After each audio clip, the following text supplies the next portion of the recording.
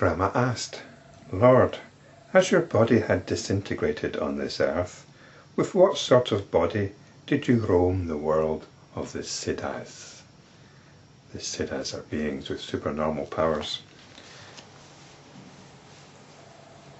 So Ram is asking a very similar question to the sort of question he normally asks. There's possibly a hint of skepticism, a hint of healthy skepticism in Ram. He's wanting to pin down what is real and what is not real.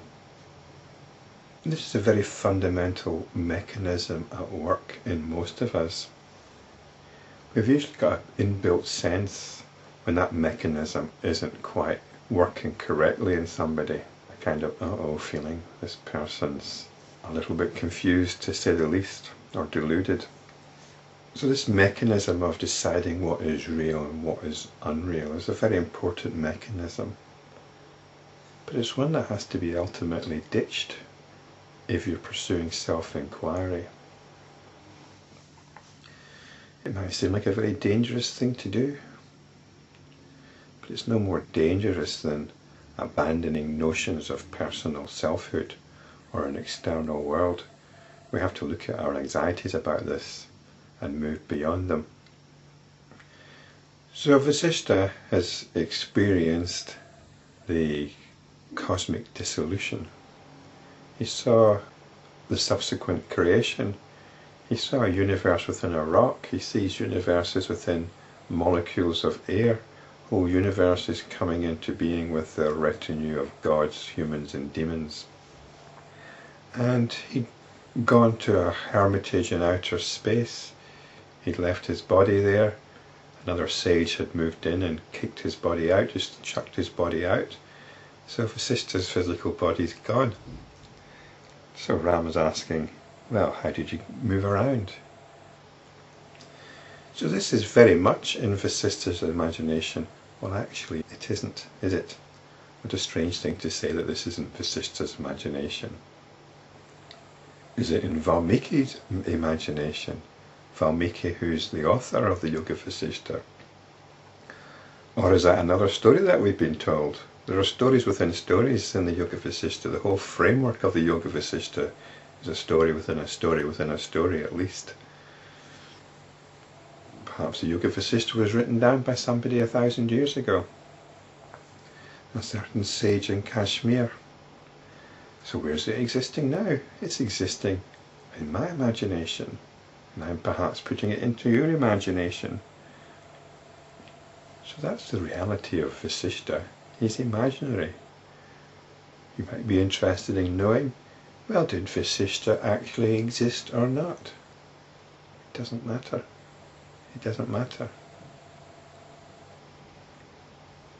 We're not bothered about that distinction anymore between what we call real and what we call imaginary. We're pursuing inquiry into this. You might not wish to go along with this, but then you should inquire into your resistance. I'm sure you've got some very good reasons for not going along with abandoning this distinction. Very good reasons. But if you want to go beyond these reasons and leave them alone, then let's press on. Vasistha replied, "When I went to the city of Indra, the king of the gods, I had a spatial body, and therefore nobody there recognized me. I could not be touched or held by anyone. I was like a thought, devoid of matter, but endowed with a form made of pure wish." And the word here is Sankalpa, which can mean notion or intention. It's a notion which has got a certain degree of momentum. This is comparable to the dream experience in which dream bodies are produced of non-material substance.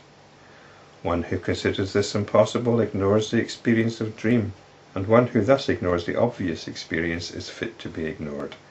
I was able to see others, especially those endowed with a material body, but they could not see me. This is very like the experiences of people who experience something that's normally referred to as astral projection or out-of-body experience. If you read people like Oliver Fox or William Buhlman or Robert Munroe, their experiences were very, very real. Although perhaps some people might dismiss them as being just in their imagination. But they know better. They know better. These experiences were just as real, if not more so, than anything that was happening in their so-called waking state. So we shouldn't let our experience be limited by this discrimination between what is real and what is imaginary. Imagination does not mean false. It's very important to be able to move between the two, to be able to move freely between the consensual physical reality and the reality of our imagination. Robert Munroe seems to have handled this quite well. I think he was a businessman, and yet over the years he documented his inner experiences, which were very, very real to him, and we shouldn't deny that reality. So this seems to be the sort of condition that Vasistha's in right now.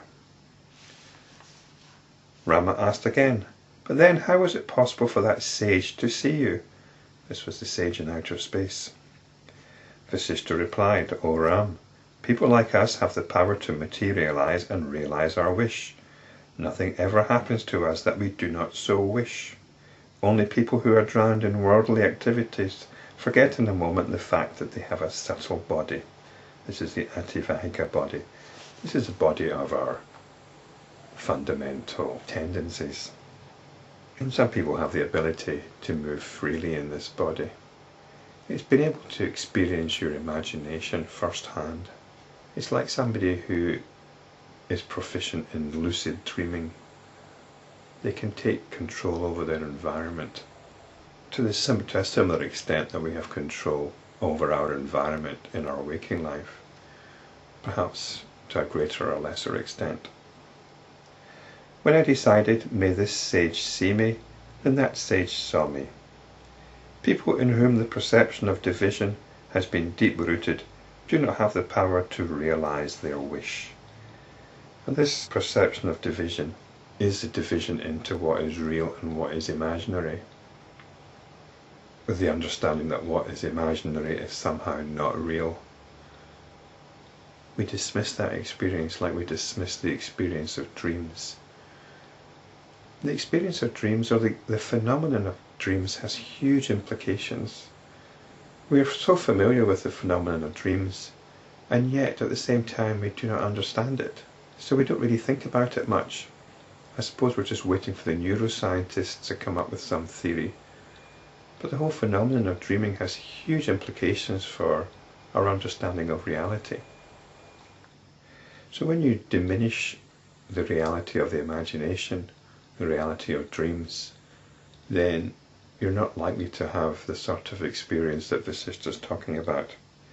When one like the sage has weakened the perception of division, it is possible for him to realize his wish. Even among Siddhas or perfected ones, he who has more psychic transparency is able to succeed in his efforts.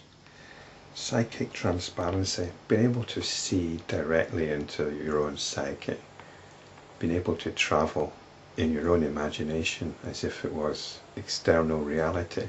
Many people have this ability naturally. The English poet William Blake comes to mind. He seems to have been able to work in both realities quite happily. He was very political, and yet his visions were walking around in front of him. He doesn't seem to have been bothered by it, quite the contrary. To return to the story, I roamed the celestial regions like a ghost. So next we're going to hear about ghosts. Ghosts represent that borderline, don't they, between the imagination and what we normally regard as reality.